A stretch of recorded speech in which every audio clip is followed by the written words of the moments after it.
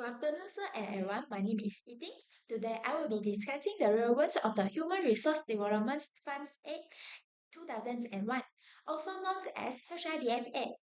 In addressing Malaysia's workforce challenge in the digital era, currently, Malaysian labour market is experiencing major change as many industries are adopting digital technology, automation, and AI. Because of these developments, the type of skills required by employers are also changing. And this is growing demands for workers with digital skill. To support workforce development, the Malaysian government introduced the HRDFA, which creates a training levy system managed by HRD Corp. Through this system, employers contribute funds that can be used to support employee trainings and skill development. However, despite this effort, Malaysia still faces a significant digital and AI skill gap. Therefore, his presentations will raise whether the HRDFS is still effective in supporting workforce trainings in today's technology-driven economy. The HRDFS was introduced to strengthen workforce trainings and to promote the development of a skilled labor force in Malaysia. One of the main objectives, the aim is to create a structured training fund through employers' levy contributions.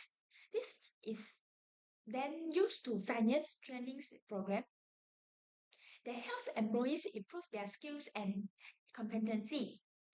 The aim also encourages organizations to implement more systematic trainings initiatives for employees, apprentices, and trainees. Overall, the HRDSS aims to improve workforce productivity while also supporting Malaysia's national human capital development. The HRDFS operates through several key mechanisms. First, employees registration. Organizations in certain includes are required to register with HRD scope depending on the size of their workforce. Generally, companies with 10 or more employees must register, while companies with 5 to 9 employees can choose to register voluntarily. Second is the levy contributions. Registered employers are required to contribute a training levy based on employee wage. Usually, the levy rate is about 1%, while certain SME categories contribute 0.5%. Third, employers contribute to the funds can apply for training grants to finance different employee training programs. This allows organizations to upgrade employee skills and help workers stay competitive in a rapidly changing labor market. Fourth is enforcement and penalty. Employer who fails to register or do not pay the required levy may face penalty such as fines or legal actions.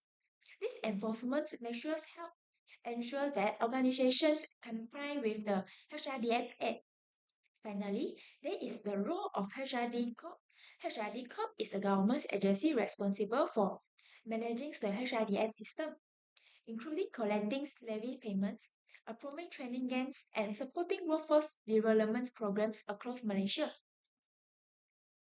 One of the key workforce challenges currently faced by Malaysia is the digital and AI skill gap. As businesses increasingly adopt digital technology and automations, employees are expected to have new technical skills such as data analytics, programming, and digital problem-solving ability. However, many workers are still not equipped with this competency. For example, report indicated that AI could potentially affect more than 30% of job in Malaysia within the next decade. In addition, it is estimated that around 600,000 Malaysian workers may need to be reskilled in the coming year due to technological development. These figures show how important workforce trainings and digital skills developments have become. Next, the HRDFX provides a framework that supports workforce training through employers' founders trainings program. Employer can use HRDF levies funds to organize trainings or programs related to digital transformations, Industry 4.0 in technological and other technical skills. According to HRD Code Scientific, to 4.62 ringgit billions in training financial assistance was approved in 2025, supporting more than 2.8 million training opportunities across different industries. This initiative shows that the HRDF system play an important role in helping employees reskill and adapt to technological change. However, because digital transformation is happening very quickly, training initiatives also need to continuously evolve in order to remain relevant. The HRDF system offers several important advantages. First, it provides a sustainable funding mechanisms for workforce training through mandatory employers levies contributions. Second, the system encourages employers to participate actively in employee skills development. This motivates companies to invest more in training programs that improve employee capability and overall organizational productivity. Third, HRD has expanded training initiative to include programs related to digital transformations and Industry 4.0 technological. These trends show that HRDS frameworks remains an important tool for workforce development in Malaysia. Despite its benefit, the HRDF system also has several limitations. One issue is that some training programs may not also always keep up with rapid technological change. Another challenge is the underutilization of HRDF training funds by some organizations. In some cases, companies may not fully claim the available training gains due to lack of awareness, administrative complexity, or limited training planning. In addition, the HRDF framework mainly focus on traditional employee and may not fully address the need of gig worker or freelancer in today's digital economy. This issue highlight area where the HRDF system could still be improved. Various research reports and news sources highlight the growing need for workforce reskilling in Malaysia. For example, the Star reported that AI may affect more than 30% of jobs in Malaysia in the future. Meanwhile, Malaysia reported that approximately 600,000 workers may require reskilling within the next few years. These findings show that technological change are creating new workforce challenges. They also highlight the importance of strengthening the HRDS system as it plays an important role in supporting workforce reskilling and helping employees adapt to technological development. Several improvements could help strengthen the effectiveness of the HRDS system.